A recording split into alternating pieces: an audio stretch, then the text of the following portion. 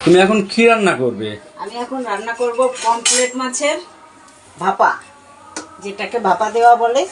সেটা পমফ্রেট মাছ একটু হালকা করে ভেজে এটাকে আমি এই যে মশলাটা আগেই পেস্ট করে রেখেছি, তোমার সর্ষে, পোস্ত, কাঁচা লঙ্কা, জিরে তিনটেকে একসঙ্গে পেস্ট করে এই যে এক বাটি করে রেখেছি। এটা আমি পমফ্রেট মাছের ভিতরে দিয়ে পমফ্রেট মাছটাকে ভাপা করব। এখন আমি পমফ্রেট মাছে নুন হলুদ মাখিয়ে নিচ্ছি পরিমাণ মতো। এই দেখো নুন হলুদ দিয়ে দিলাম। এবার এটাকে আমি ভালো করে এর গায়ে মেখে নেব। পমফ্রেট মাছটাকে আমি ভালো করে নুন হলুদ মাখিয়ে নিলাম। এটা মাছ তো তোমার সাদা মাছ, এটার গায়ে হলুদ মাখালে এই দেখো কিভাবে চকচক করছে। সর্ষের তেল দিয়ে দেবো। এই মাছটাকে আমি পুরোটাই সর্ষের তেলে রান্না করব। মাছটাকে আমি মাঝখান দিয়ে একটু করে কেটে দিচ্ছি, তাহলে এর ভিতরে মশলাগুলো ভালো করে দেবো। যেহেতু বেশি বড় মাছ না, মিডিয়াম সাইজের মাছ, তাও একটু কেটে দিলে এই মাছটা ফাটবে না, ভালো করে এর ভিতর মশলাটা ঢুকবে। তেলের ভিতর আমি একটু নুন ছিটিয়ে দিলাম। নুন ছিটিয়ে দিলে কি হবে জানো বন্ধুরা, তাহলে কড়াইতে মাছ লাগবে না। যদিও একটু লেগে যায়, হয়তো লাগবে না, তাও আমি একটু তেল নুন ছিটিয়ে দিলাম যাতে একদমই না লাগে। তেলটা গরম হয়ে গেছে, ভিতর মাছ দিয়ে দিলাম।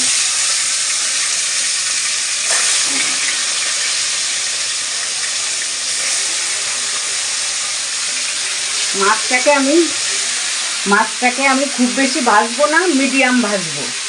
যেহেতু ভাপা, অনেক সময় না ভেজেও অনেকে রান্না করে, কিন্তু আমি সামান্য একটু ভেজে নেব। এপিট ওপিট করে মাছটাকে আমি ভেজে নেব। বেশি ভাজবো না বললাম, ওই জন্যই একটু ধরার সাথে সাথে তেলে দেখো মাছটা প্রায় ভাজা হয়ে এসছে। আমি আর মাছটাকে বেশি ভাজবো না, এইভাবে মাছটাকে ভেজে ভেজে তুলে নিচ্ছি।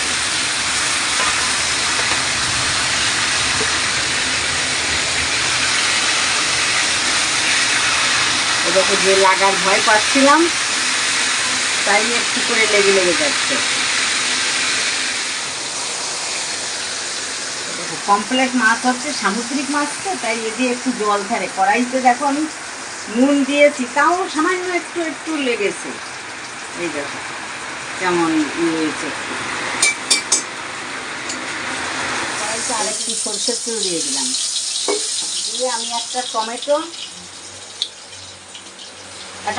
কুচি কুচি করে কেটে ওর ভিতর দিয়ে দেবো। এর ভিতরে দেব কালো জিরে। এই যে কালো জিরে ফোড়ন দিয়ে দিলাম।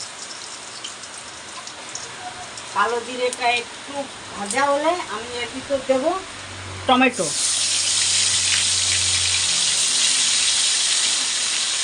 টমেটো দিয়ে একটু নেড়ে চেড়ে আমি এর ভিতর দিয়ে দেবো কতগুলো কাঁচা লঙ্কা।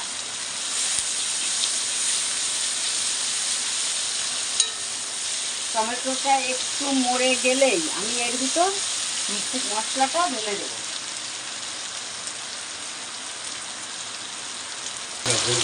মশলাটা ঢেলে দিলাম।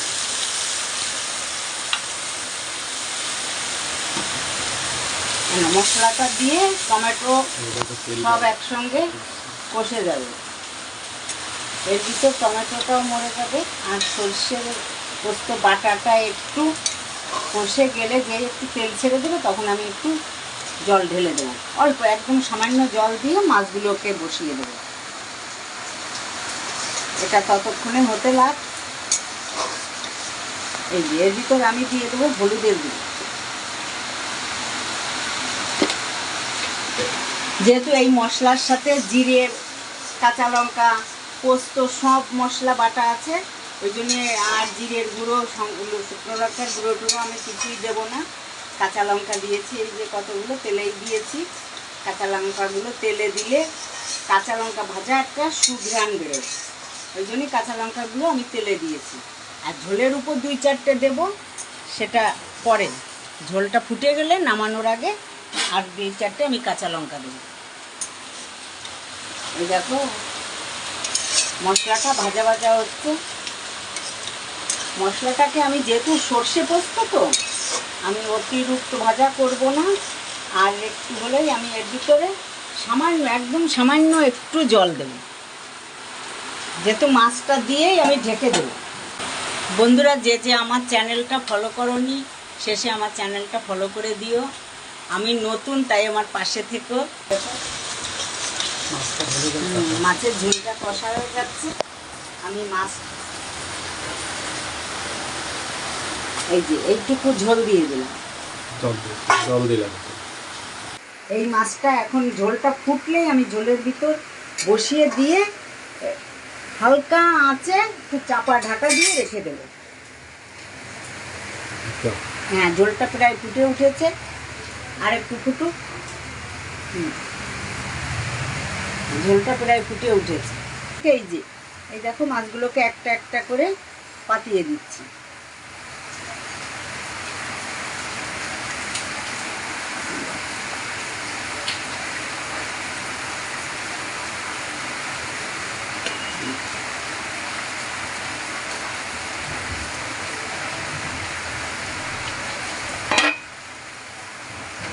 মাছ ভাজার তেলটাও আমি দিয়ে দিলাম এর সঙ্গে।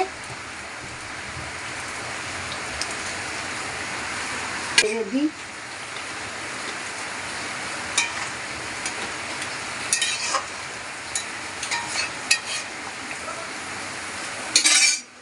এখন 2-4টে কাঁচা লঙ্কা আমি এই যে এর উপরে দিয়ে দিচ্ছি।